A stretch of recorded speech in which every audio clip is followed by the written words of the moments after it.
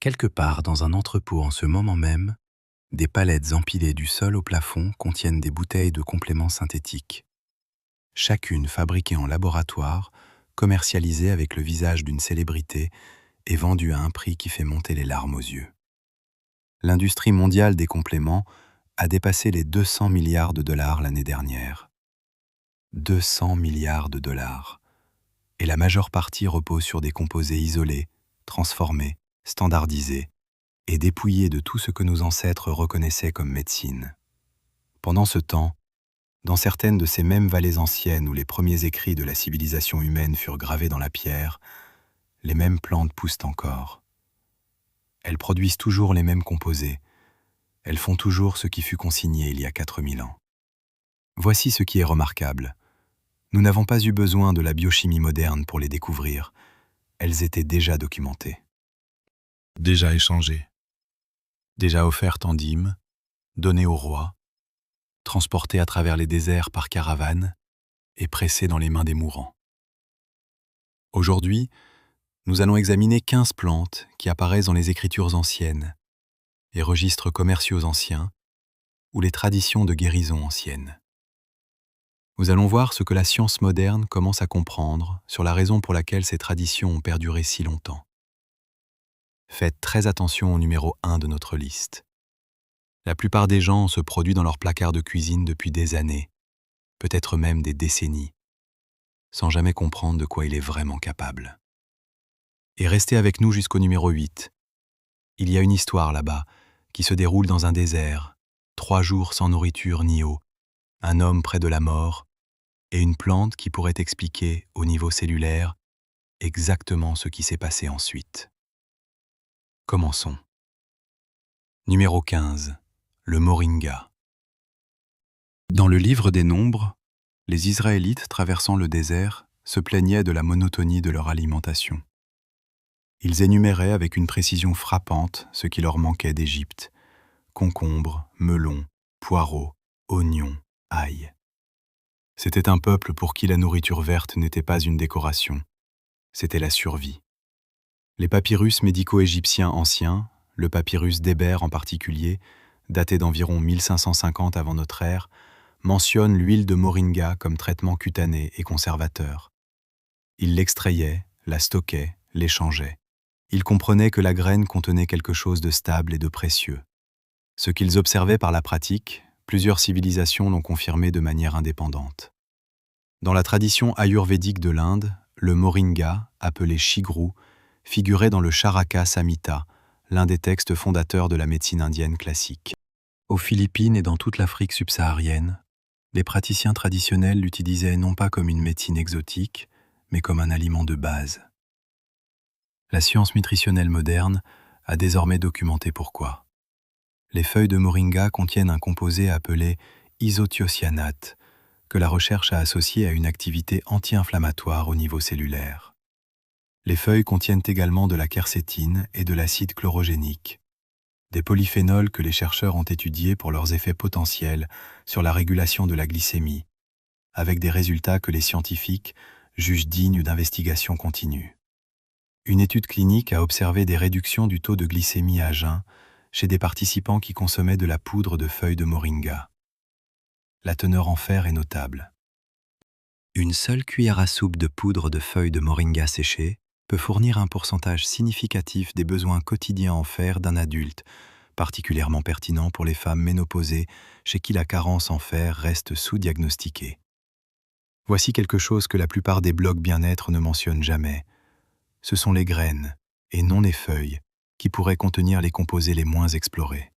Les graines de moringa contiennent un composé, certes difficile à prononcer, mais que les chercheurs ont trouvé doté de propriétés antimicrobiennes remarquablement puissantes dans les études de laboratoire. Certains chercheurs en purification de l'eau ont même exploré la poudre de graines de moringa comme agent clarifiant naturel pour l'eau contaminée, car les protéines de la graine se lient aux particules en suspension et les font se déposer. Ce n'est pas du folklore, c'est de la chimie physique. Pour la préparation, prenez 5 à 7 feuilles de moringa séchées ou une demi-cuillère à café de poudre séchée et faites infuser dans de l'eau portée juste en dessous de l'ébullition. Pensez à une eau qui dégage de la vapeur mais ne bout pas encore. Environ 170 à 185 degrés Fahrenheit. Infusé pendant 7 à 10 minutes. Le thé obtenu est doux, légèrement vert, faiblement terreux, pas désagréable. Buvez-le le matin avant de manger pour permettre une absorption maximale à jeun. Si vous utilisez de la poudre, mélangez dans de l'eau tiède ou du bouillon plutôt que dans des liquides froids qui ralentissent l'absorption. Les Égyptiens n'avaient pas de chromatographie en phase gazeuse.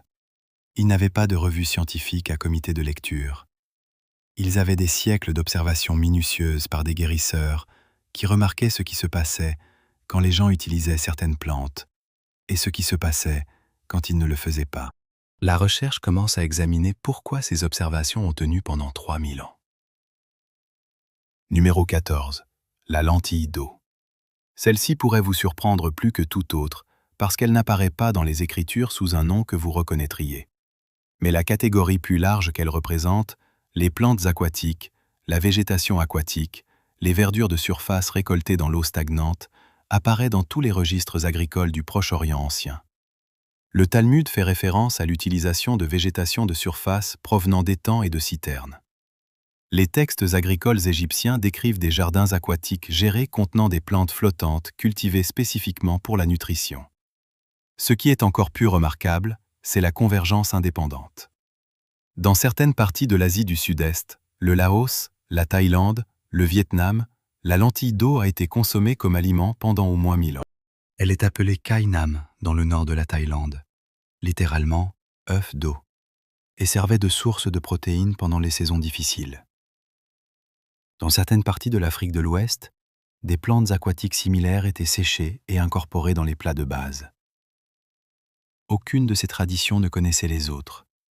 Toutes sont arrivées à la même famille de plantes. La science derrière le profil nutritionnel de la lentille d'eau est assez extraordinaire pour que la NASA l'ait étudiée pour une utilisation potentielle dans les voyages spatiaux de longue durée. La lentille d'eau séchée peut contenir jusqu'à 45% de protéines en poids sec, comparable à la spiruline et dépassant largement le soja.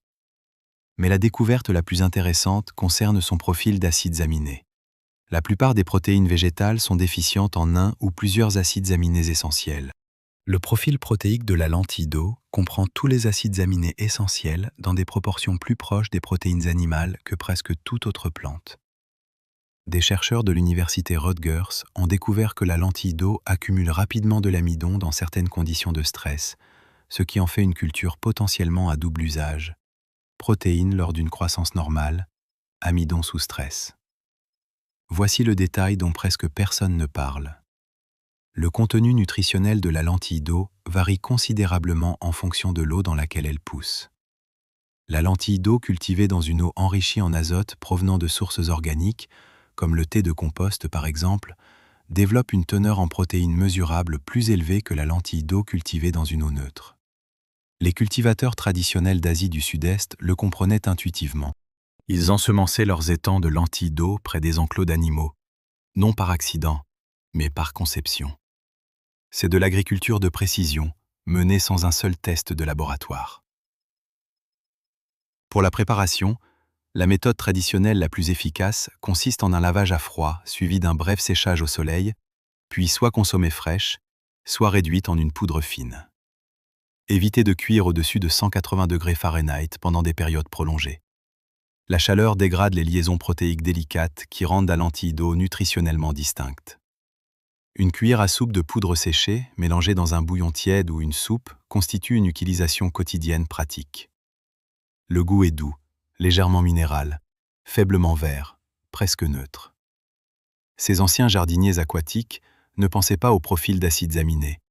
Ils pensaient à nourrir les familles pendant les mois difficiles. La raison pour laquelle cela fonctionnait est quelque chose que les scientifiques cartographient encore avec soin. Numéro 13. L'ashwagandha. Le nom lui-même vient du sanskrit. Ashwa signifie cheval, gandha signifie odeur. La racine a été nommée pour son odeur terreuse, distinctive et forte, et la croyance traditionnelle selon laquelle la consommer vous donnerait la force et la vitalité d'un cheval. Ce n'est pas du marketing poétique. C'est une plante qui apparaît dans l'Atharva Veda, l'un des 4 textes védiques anciens de l'Inde, datant potentiellement de 3000 ans, décrite spécifiquement comme un rasayana, une classe de substances censée restaurer et renouveler. Ce qui donne à l'ashwagandha sa crédibilité interculturelle, c'est l'ampleur de son adoption indépendante. La médecine traditionnelle africaine utilisait les racines et les baies de la plante pour la fièvre et l'inflammation. Les anciens médecins arabes l'ont documenté sous le nom de tuti. La plante apparaît dans la médecine unani, la tradition de guérison gréco-islamique qui remonte à Hippocrate, où elle était prescrite pour des conditions que nous décririons aujourd'hui comme une fatigue chronique, de l'anxiété et une dysrégulation immunitaire. 3 traditions médicales distinctes, 3 continents distincts, la même racine. Les composés actifs de l'ashwagandha sont appelés vitanolides, une classe de lactones stéroïdiennes unique au genre Witania. Des vitanolides spécifiques, en particulier la witaférin A et le witanolide D, ont été étudiés pour leurs effets sur l'axe hypothalamo-hypophyso-surrénalien, le système qui régule la réponse du corps au cortisol.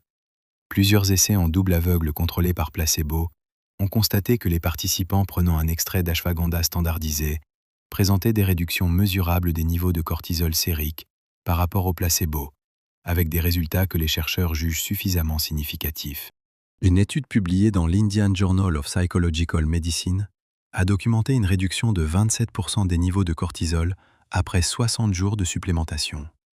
Les chercheurs ont qualifié les résultats de suffisamment cohérents pour justifier une investigation continue.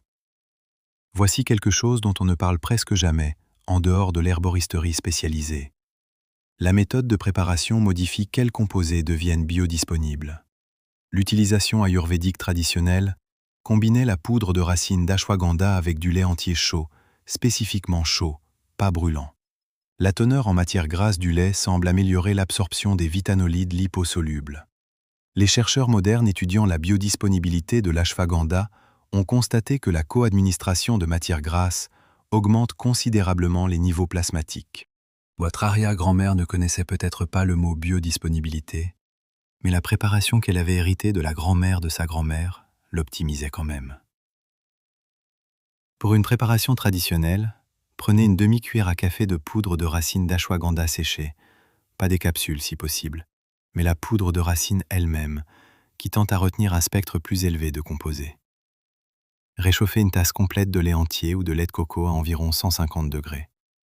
Assez chaud pour dégager doucement de la vapeur, mais pas pour brûler. Incorporez soigneusement la poudre, ajoutez une pincée de cardamome et buvez environ 30 minutes avant le coucher. La combinaison soutient la réduction naturelle du cortisol du corps dans le cycle du soir.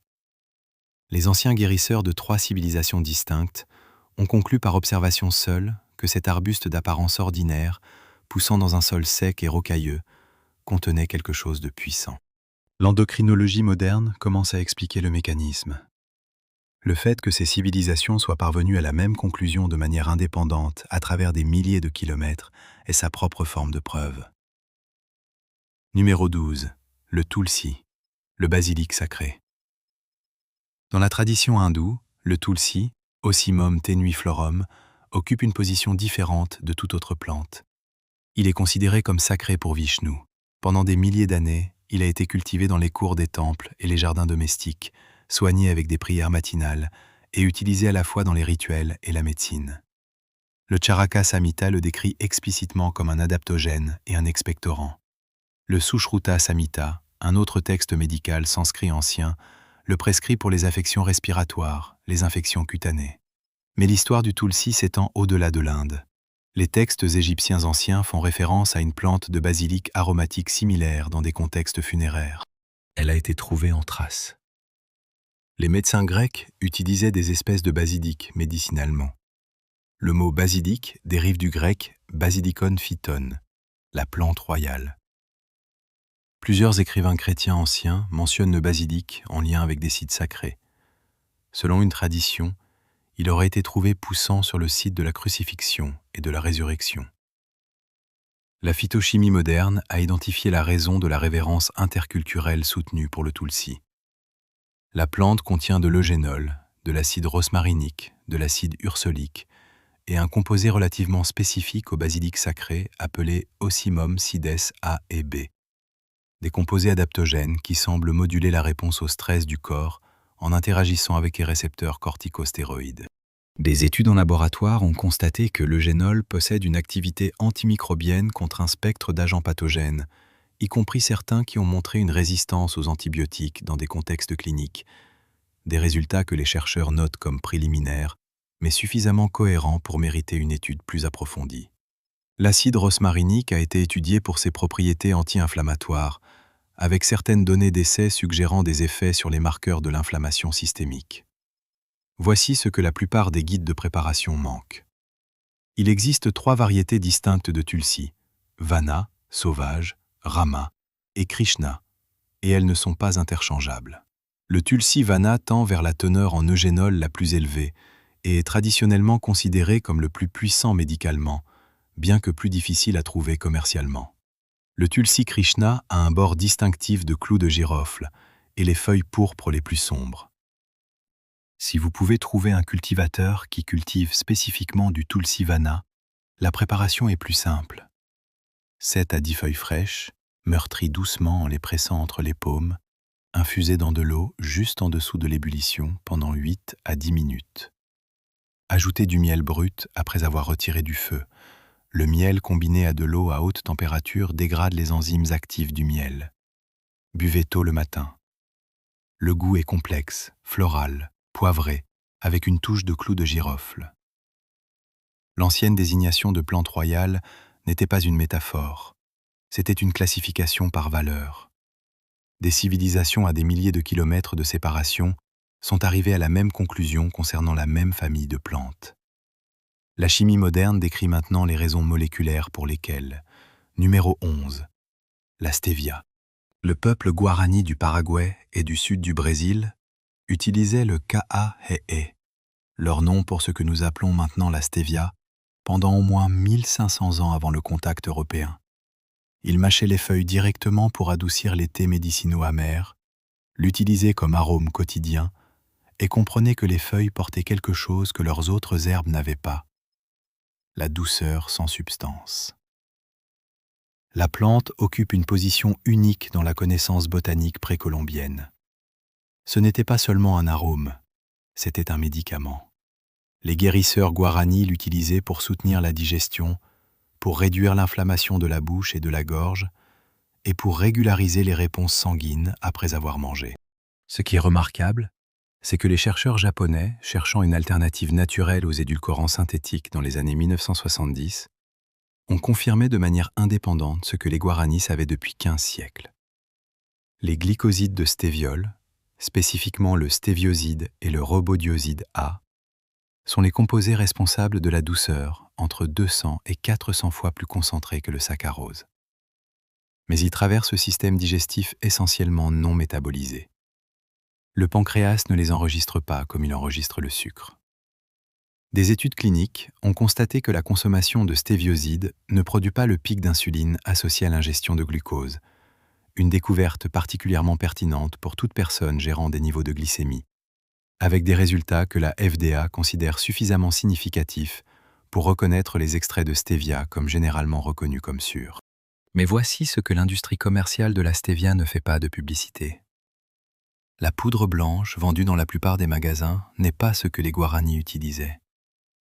La stevia blanche commerciale subit un traitement extensif, extraction par solvant, blanchiment.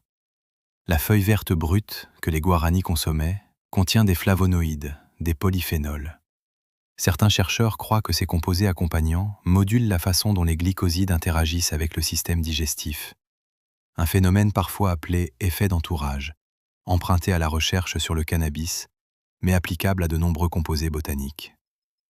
Pour la préparation, si vous pouvez cultiver ou vous procurer des feuilles de stevia fraîches, utilisez 2 à 3 feuilles fraîches ou un quart de cuillère à café de poudre de feuilles vertes entières, pas l'extrait blanc raffiné, infusé dans de l'eau tiède pendant 5 minutes.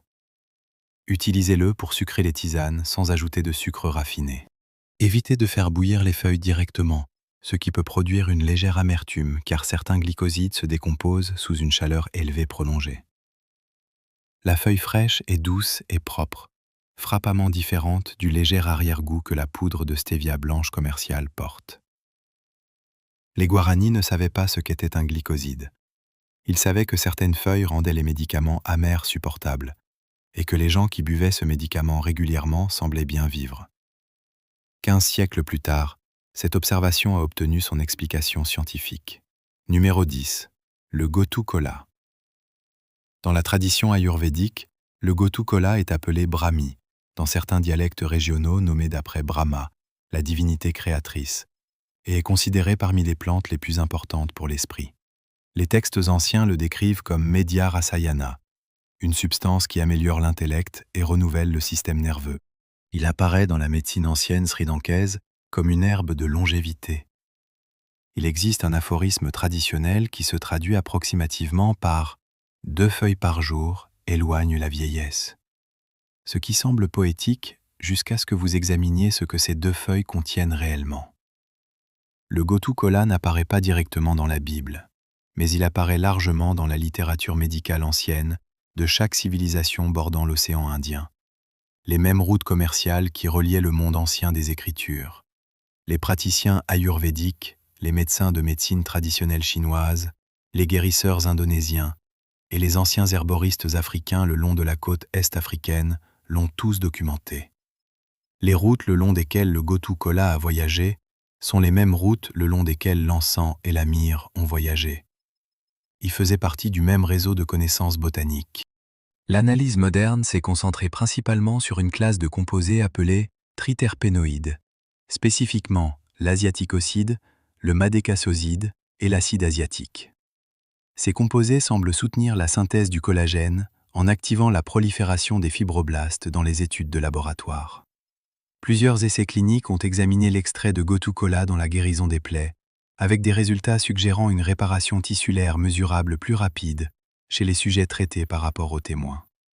Une autre ligne de recherche a examiné ses effets sur l'insuffisance veineuse, la condition de mauvaise circulation dans les extrémités inférieures, avec plusieurs essais montrant une réduction significative de l'œdème et de l'inconfort, des résultats que les organismes de réglementation européens ont jugés suffisants pour approuver l'extrait standardisé de Gotu Kola pour cette indication. Voici un détail de préparation dont presque personne ne parle. La teneur en triterpénoïdes du Gotu Kola varie considérablement selon la méthode de séchage.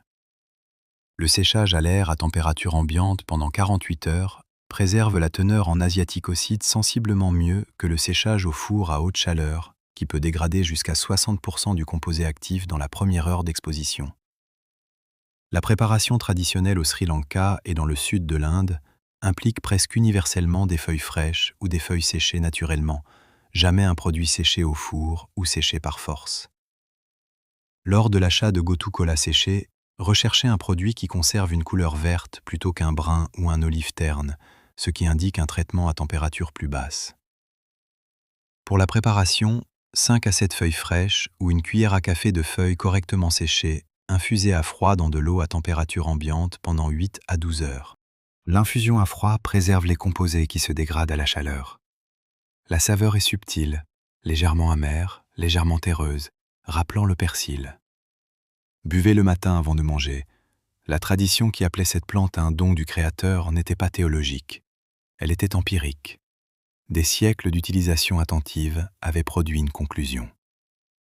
La littérature clinique travaille maintenant à rebours pour comprendre le mécanisme. Numéro 9. La mélisse. La mélisse, Melissa officinalis, porte son indice le plus important dans son nom. Mélissa est le mot grec pour abeille.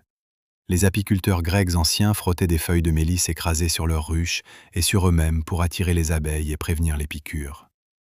Dioscoride, le médecin grec dont l'encyclopédie botanique De Materia Medica fut la référence standard pour la médecine européenne pendant 1500 ans, écrivit abondamment sur ses propriétés calmantes. Charlemagne, pas un herboriste de métier, ordonna que la mélisse soit cultivée dans chaque jardin impérial à travers son empire. La connexion aux Écritures est indirecte, mais traçable.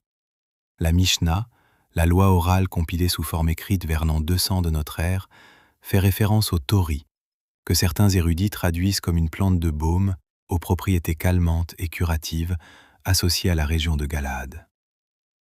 Séparément, le baume de Galaad, référencé dans Jérémie, n'y a-t-il point de baume en Galaad, n'y a-t-il point là de médecin, a été interprété par différents érudits comme faisant référence à différentes plantes, Mais plusieurs botanistes historiques ont défendu le cas des plantes de la famille Mélissa comme étant parmi celles échangées depuis cette région.